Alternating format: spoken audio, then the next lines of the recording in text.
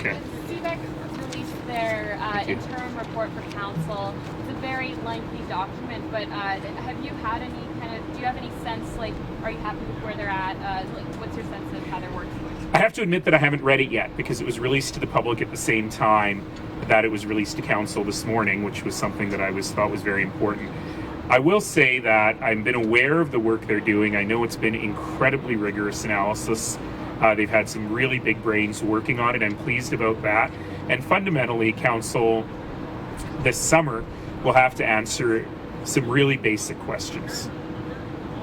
Is it worth it? Can Calgary do it? Is it the right time for Calgary? Do the numbers make sense? Do we have the right level of participation from the other orders of government?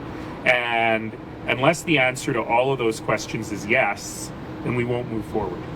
But I think that the work has been very helpful regardless in helping us understand what our ability is to bid for big projects and what the state of our legacy athletic facilities is. They're benchmarking at billions, 3.2, I think, just for hosting. They want to narrow down those numbers, make them more precise so we have no time. Are we prepared to spend billions? Well, it depends on how you define the word we.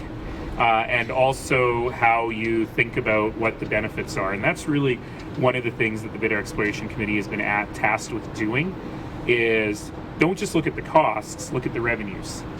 Look at what will come out of it. You've heard me say on other topics a lot, public spending must come with public benefit. And that's really what the Bid Committee needs to refine now.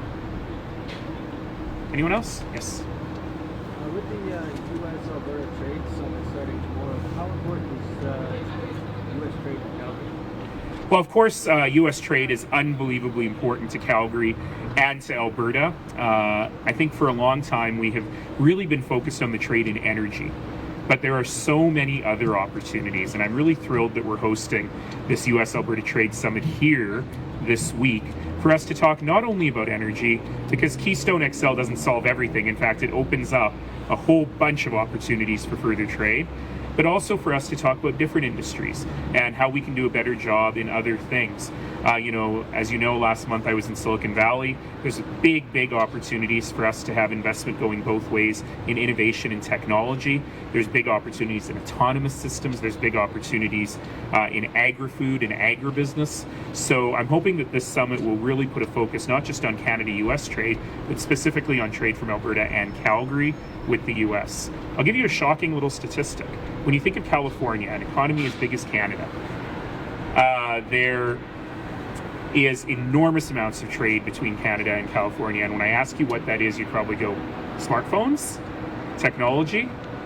Biggest import into California from Canada is meat.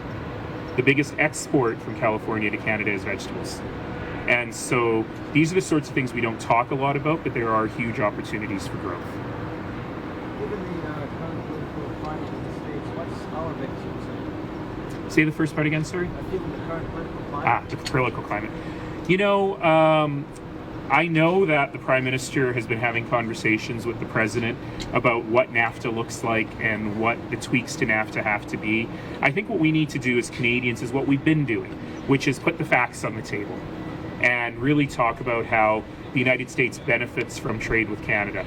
We were long the United States' largest trading partner. I think we are still the largest trading partner of something like 35 or 36 out of 50 states. And in fact, it's a very balanced trading relationship. Dairy is a good example. The president has been talking about dairy recently, but in fact, the U.S. has a huge trade surplus on dairy. They export far more to Canada than they import from Canada. And getting these facts on the table as we talk about trade and how we can improve NAFTA to make it better even for Canadians, I think is important. We have to wrap and do some quick photos, get on this train. All right. You being hostile to any notion of the city involvement in a claims facility or arena, that this could be, politically detrimental to you? Well, I don't particularly care about politics. I care about going to work every day and doing the right thing. It makes me kind of a weird politician. But I will say that I was surprised that one of the local newspapers this weekend published a commentary that did not include a single quotation from anybody, including me, making that case. What I've always said from the very beginning is I repeat what council says. And council has said very, very, very clearly, and I know my colleagues will back this, Public investment must have public benefit. That doesn't mean don't do it. It means define the public benefit, and that's what they're working on now.